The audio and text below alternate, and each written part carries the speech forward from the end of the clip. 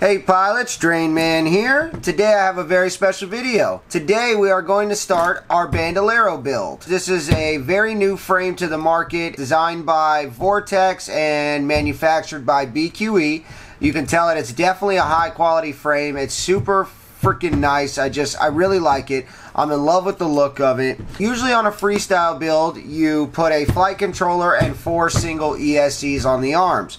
Well, I chose this amazing, beautiful stack. This is the Diatone Mamba F7 22. When I went to put this in, I sat it right here because that's how I'm going to run it.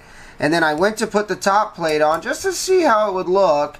And to my surprise, I am not even close to being able to make this fit.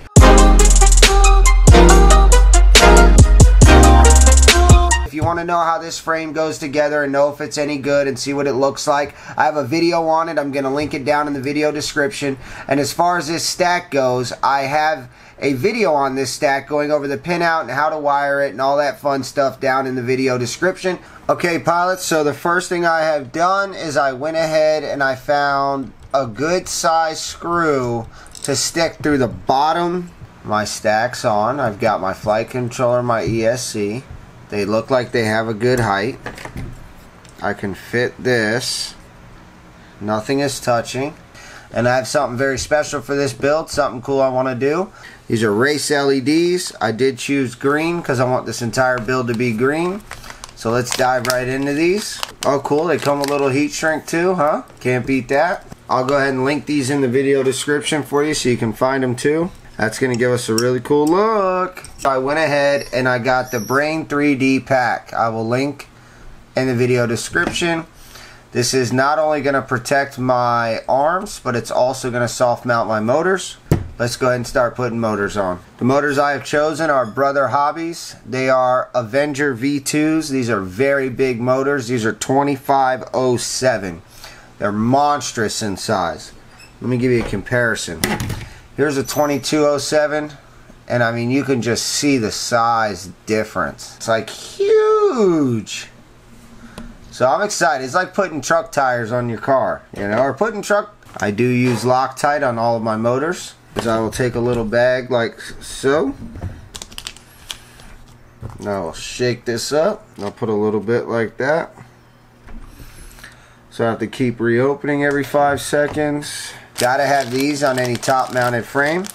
Let's go ahead and lock this down real quick. We're gonna take, I'm not gonna show you guys all freaking 4. It's just too much watching the same thing 4 freaking times.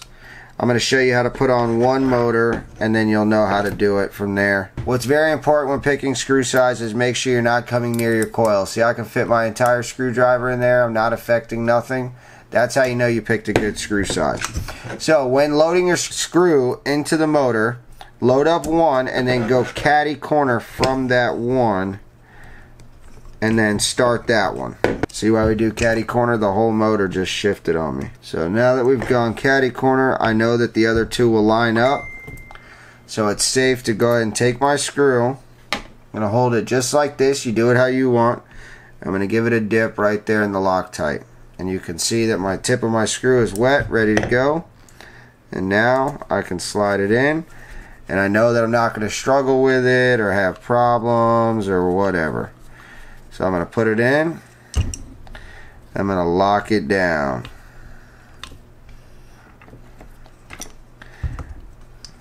I'm going to do that again.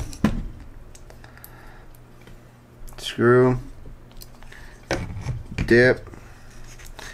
We're going to slide it in.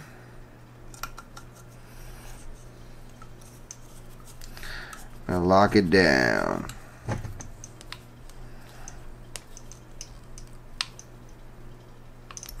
Okay, so that puts 2. Now I'm going to go back to the original 2 and I'll start with 1. I'll pop it out, dip it in the Loctite, and then slide her in. You want to lock it tight. Go to like really tight and then give a little snappy. So here we go. Do another one. Dipper. Pop it in.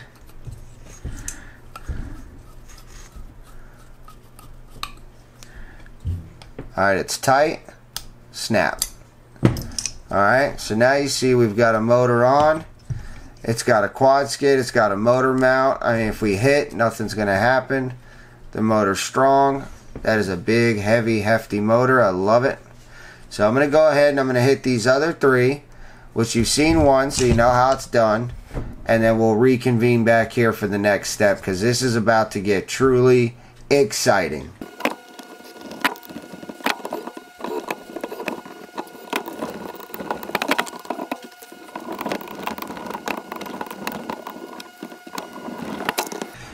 Alright pilots, we're back. We've got all four motors on. We've got quad skids, so when we come into land, we're not going to mess up anything or damage the bottom of our screws and we can't get them out, or destroy our carbon fiber, any of that kind of stuff. The very next thing we're going to do is we are going to get our race wire LEDs. These three wires will go here, just like so, and then the other three will finish the path. Alright.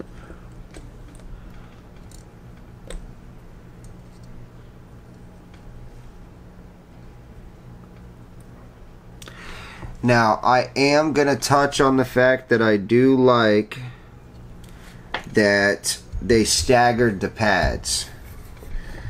Because I've seen these LEDs where they just put the pads 3 in a row.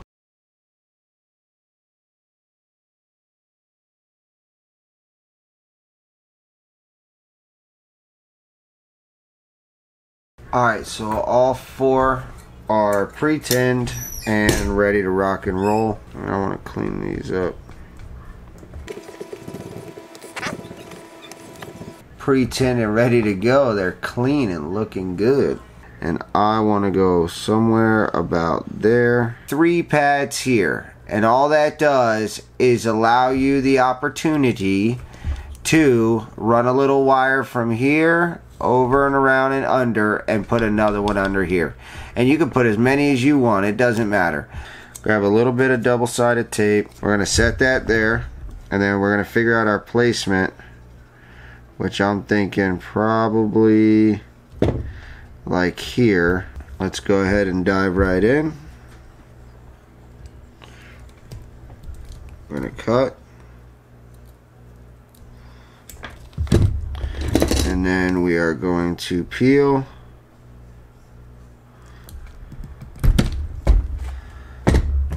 And we got to do this a lot of times. So I'm going to show you one.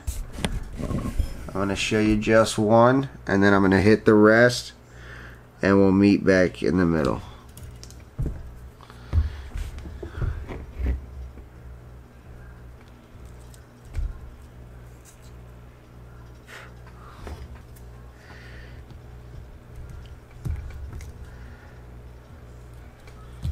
Save your wire because you're going to need it. Let's go ahead and peel it.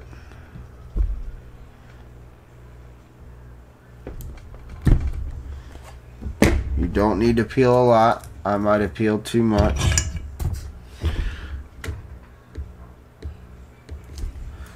Tin it, always tin it.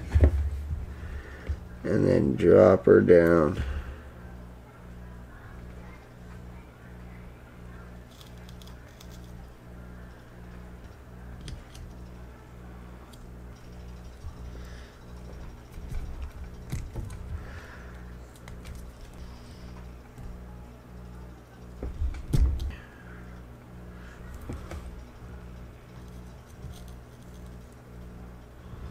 Alright, not sure if you guys can see that, but we've got all 3 soldered up. Rubbing alcohol just to clean up just a little bit. We now have to go from here to here, so there's 2 ways we can handle this. Also, if you're going to run your heat shrink, you're going to want to get that on now.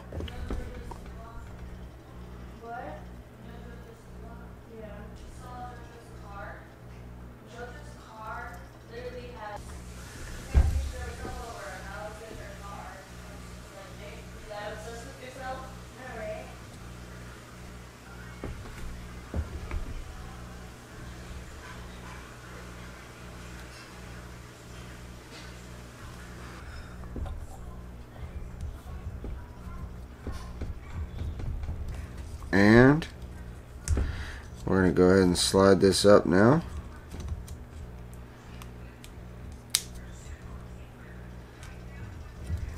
And due to the unfortunate fact that we don't know if this is really going to turn on or not, I am not going to heat shrink yet because I might have to slice it. Let's go ahead and get us some double-sided sticky tape. I've got a roll of this stuff here. I've never tried it, but it's like thin, so I think it might be good for this. Right down the middle. And back of there.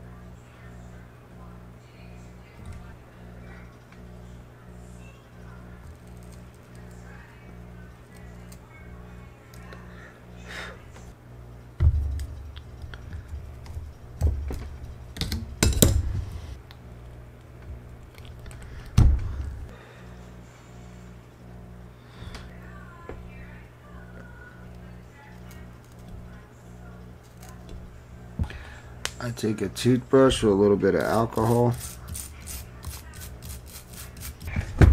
Alright pilots, so that is one motor with LED to the ESC ready to go. You guys saw how one was done. I don't need to show you each and every one. So what we'll do is we'll meet back here in the middle and I'll see you guys shortly.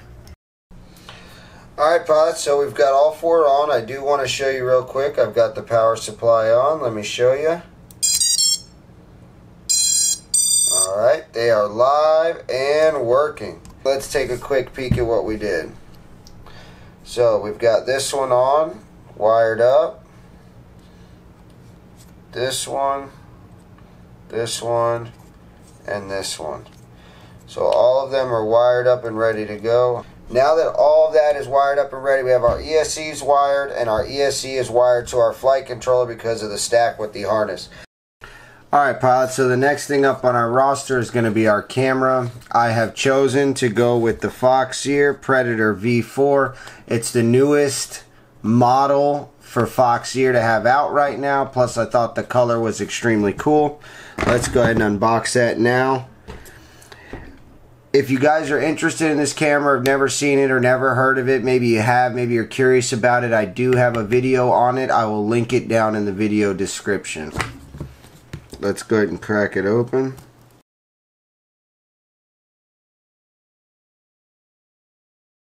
Which wire is going to be the... Oh yeah, I don't think we're going to have a problem reaching, you know what I'm saying? That's pretty cool that they do that. They give you plenty. How much do you need? Okay, here's a little extra. And if you're building the Bandolero with me and you want to know, then this is something you're going to want to see. And it's important that you know you are going to need to use your bracket. So if we put our bracket on, let's see. So let's say that was on. So there you go. Alright, quick tip on the Bandolero. If you'll notice here on the 3D print that it comes with, you have this big fat knot right here. I'm not sure if you can see it.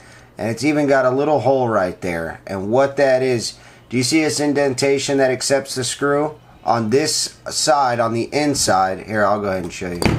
On the inside, see it? You have that same indentation. And what that is you can flip this upside down and you'll then be able to run a micro camera. So I think that Votex, he's gone ahead and really pushed the bar with that one and said, hey, I don't care which size camera you like, you're going to be able to run it. A lot of these other frames are leaving us hanging on what our options are as far as what we're going to do with our camera. Alright guys, I have one more quick tip for you. And what that is before you put this bracket on, if you don't know your pinout, go ahead and get it, because as you can see, this covers your pinout. Alright, so we have our bracket on. We are now ready to mount our camera.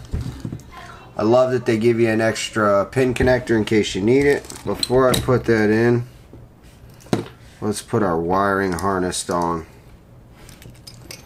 If you're curious on how to wire up your camera, one quick question you might have is, well, what wires do I need? Well, for most cameras and for this camera, for this type of build, all I'm going to need is power, ground, and video. So most boards, including this board, they give that to you right up front right here. So you can put your camera right up front. This, like this, is going to look just stupid, so I'm going to run it underneath. I'm also going to depin this right now because I have a VSEN wire, which I do not need because I have Betaflight OSD, so I don't need that. If I plug this in here, I have from here to here is going to be running under power. This ESC has tons of voltage, in and out, blah, blah, blah, blah, blah, blah. I'm going to take a little bit of heat shrink and I'm going to get rid of some of this areas that aren't protected from it getting hit with voltage.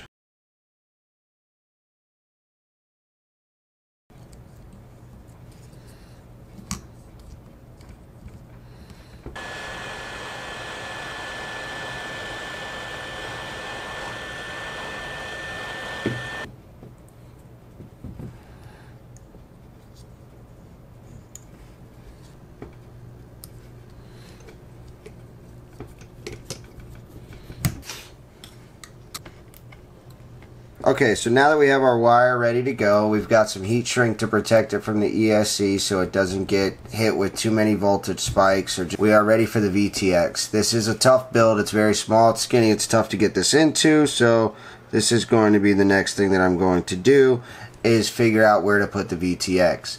This VTX did break. It was a MMCX VTX and I did break the connector. I linked the video down in the video description on how to fix this. Because here we are with a $50 VTX. There's absolutely nothing wrong with it, but I broke the connector, and why should we throw it away? I'm going to go ahead and depin the wires I don't need. Got voltage, ground, video, and smart audio. I'm going to show you guys how to wire up smart audio if you don't know how. Alright, so this is the perfect opportunity to take advantage of this trunk. I'm going to use the 3D printed kit that I got from Brain 3D. I'm going to put it on. Use this for my SMA. I'm going to probably take advantage of this to also use, if you can see the hole, for my receiver. And then I'm going to put the VTX in the trunk. First thing I want to do is give it a little bit of protection. So I'm going to use some electrical tape and do that.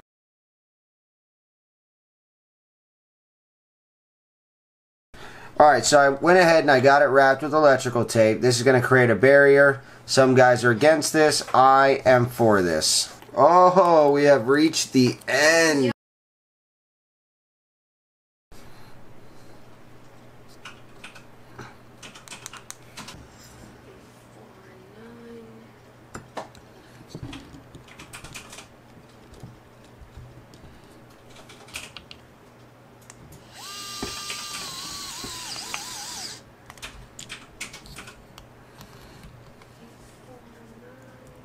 Alright, so next up, let's move that out of the way. We're going to get this guy here. We are going to crack this open.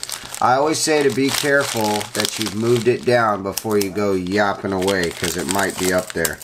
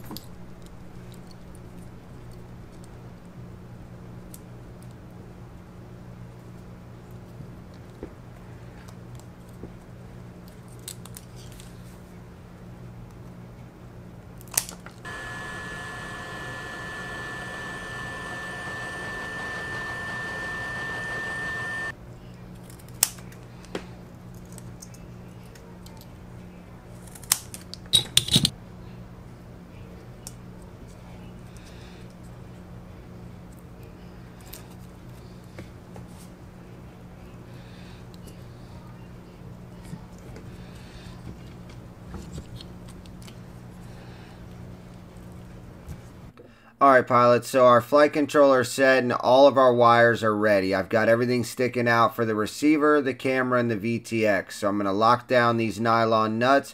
Don't use metal nuts just because you don't want nothing to touch and short out on you.